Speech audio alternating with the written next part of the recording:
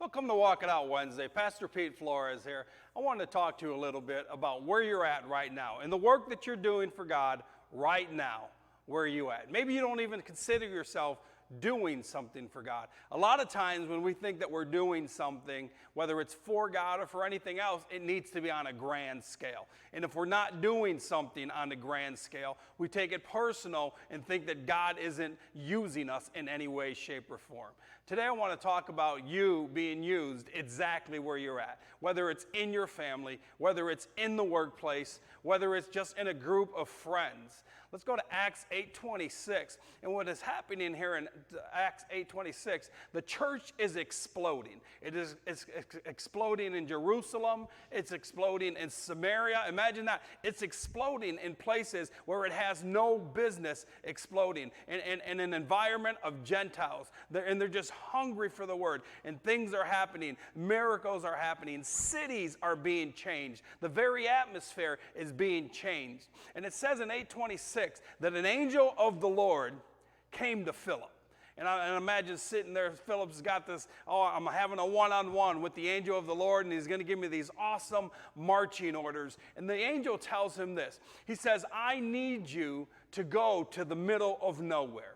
He says, I need you to go towards the south along the road from Jerusalem to Gaza. And I love the end of this verse. And he said, this is desert. It means there's nothing happening there. It's dead.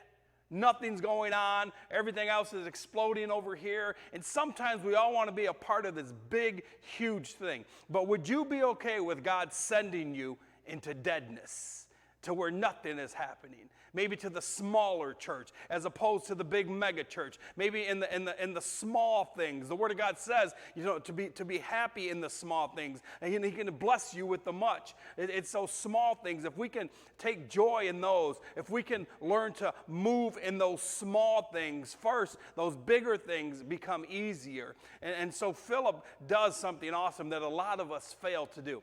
The angel of the Lord tells him to go. And as the chapter goes on, Philip simply gets up, and the word says he arises. He responds in obedience. He says, if God has sent me, because God has already done awesome things in his lives. And that's what you need to know, believer. God has already done things in your lives. He has redeemed you. He has restored you. He has renewed you. He has delivered you from the pits of hell, because the word of God says that the wages of sin are death. And he took us out of that pit of death, and he restored us and put us back on solid ground.